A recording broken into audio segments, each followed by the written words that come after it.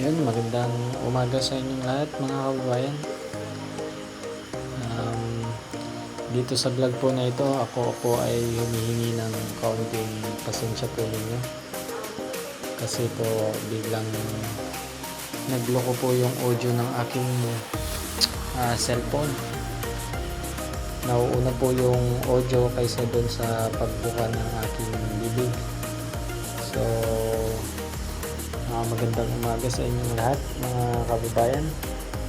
Another vlog po ang aming gagawin at pamimingwit po ulit yung ating gagawin. So kasama ko po dyan si Pare Gini. So ayan, nagpe-prepare na po ako dyan na i-set up yung dala kong pamingwit. Dalawa po yan. At yan, as usual, pag wala tayong nahuhuli ay lumilipat po tayo sa ibang spot. So dyan naglalakad po ako. Naghahanap kami ni Pare Bine ng spot na pwede naming pagpwestuhan. Yan po yung lugar ng ilog. Tawag po namin sa lugar na pinuntahan po namin ay Babbab. Parte po siya ng bayan ng Kamiling. So medyo malayo po ito sa amin. Pero sinubukan po namin pumunta. Ayan, nandyan po ako sa ilalim ng Kamatsile. Sinusubukan pong makahuli pero wala pa din mga kababayan. At dito sa time na to pang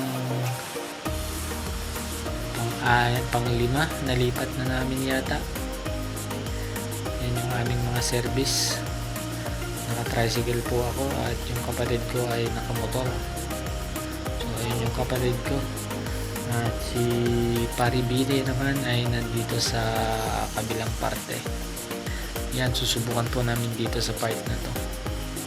At dito sa time na to mga kababayan ay merong nahuling kaisa-isa si Pare Bine. So ito po yung unang huli namin mga kababayan. Hindi ko na nakuhanan po ng video, sayang. So yan po yung nahuli ni Pare Bine, isang malaking African hito. Mga timbang siguro nito mga nasa 3/4.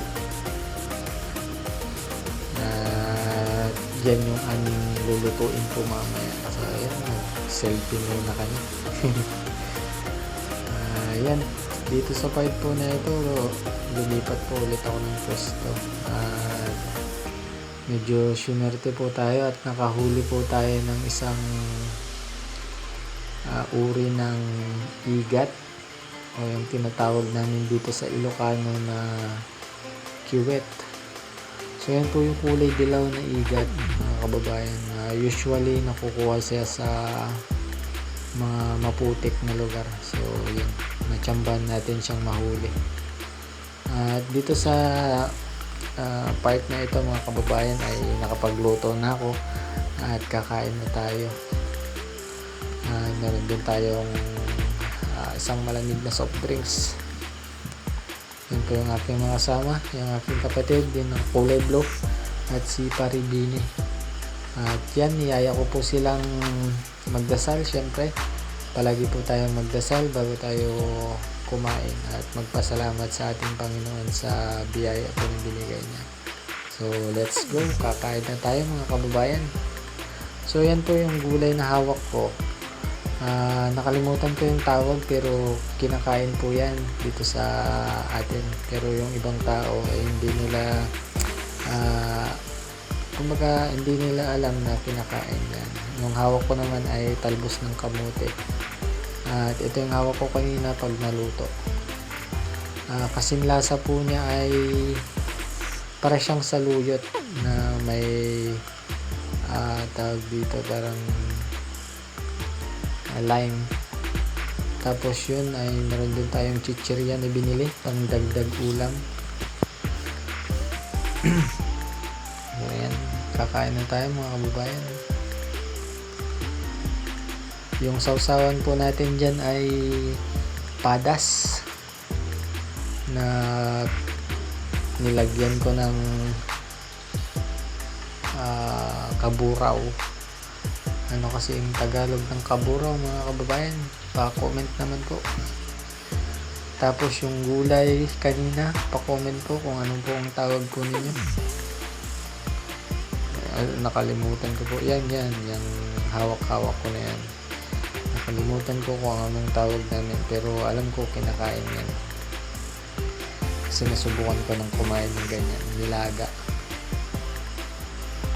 So, ayan mga kababayan. Mag-healthy food muna tayo. Marami sa gulay at kukunti sa isda.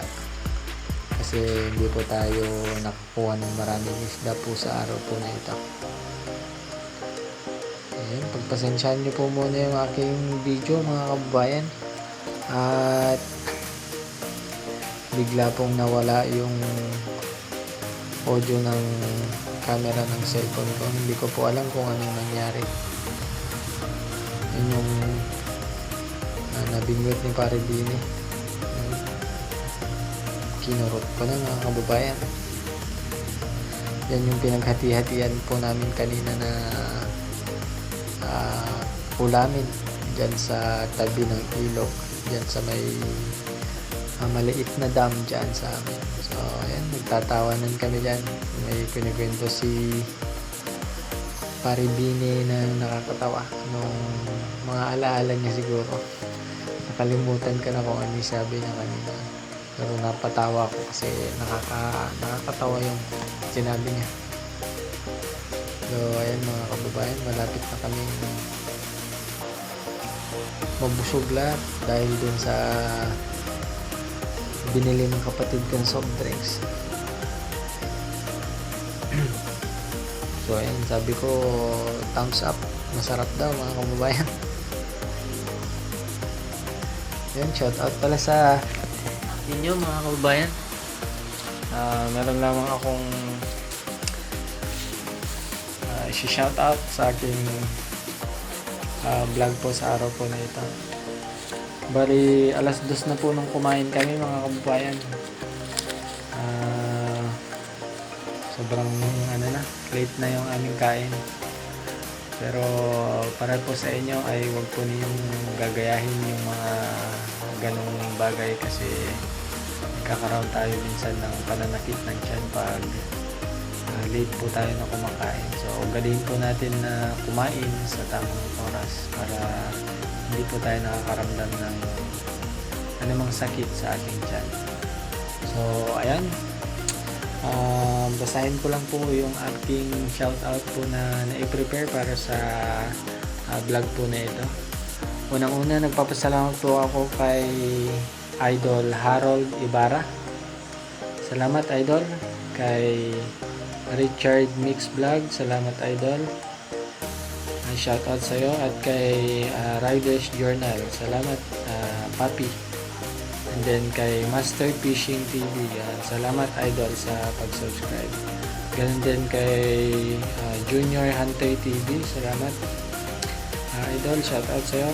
At kay Kadiskarte Hunter Mix Vlog, salamat sa iyo Idol. And then kay Kahangin Vlogs, salamat Idol. At kay Christopher Casing, salamat sa pag-subscribe mga kababayan.